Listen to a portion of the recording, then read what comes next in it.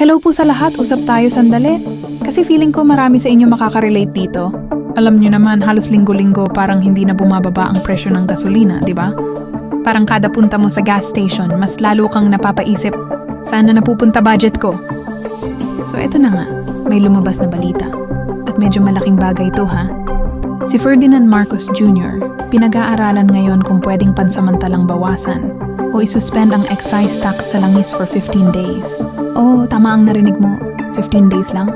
Ngayon, ang target nila, possible itong mangyari around April 12 or 13. Pero depende pa yan sa evaluation ng economic managers, lalo na sa galaw ng presyo ng langis sa buong mundo. Kasi kahit anong gawin natin dito sa Pilipinas, apektado pa rin tayo ng global market. Ngayon, bakit ba nila ginagawa ito? Simple lang, gusto nilang kahit papaano, mabawasan yung bigat na nararamdaman natin. Kasi aminin natin, lahat apektado. Mga driver na halos ubos ang kita sa gasolina, mga commuters na ramdam ang taas ng pamasahe, at pati tayong mga namimili.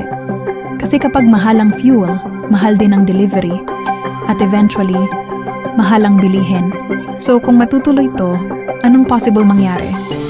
Una, syempre, bababa ang presyo ng gasolina, diesel at kerosene, kahit papaano.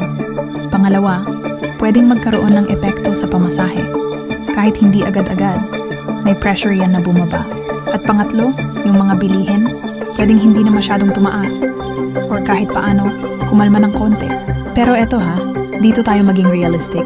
May catch to, kasi pansamantala lang siya. Hindi siya permanent solution.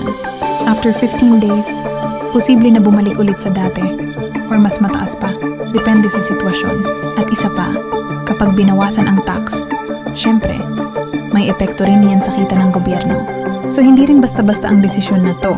Kaya ngayon, minomonitor pa nila ang lahat. Global oil prices, supply and demand, at kung anong magiging epekto nito sa ekonomiya natin. At sa totoo lang, marami talagang umaasa, lalo na yung mga public utility drivers, delivery riders, at araw-araw bumibiyahe. Kasi sila yung unang-unang tinatamaan kapag tumataas ang gasolina. Pero ito ang tanong ko sa inyo. Kung sakaling matuloy ito, makakatulong ba talaga siya sa inyo? O parang saglit na ginhawa lang na mawawala din agad? Kasi sa panahon ngayon, bawat piso mahalaga. At kahit 15 days na mas murang gasolina, malaking bagay na rin yan para sa iba. Comment nyo nga sa baba. Gusto kong marinig kung anong tunay na nararamdaman nyo. At kung gusto nyo ng ganitong klase ng explain, yung diretsong totoo, walang paligoy-ligoy, follow nyo lang si Tita Eda.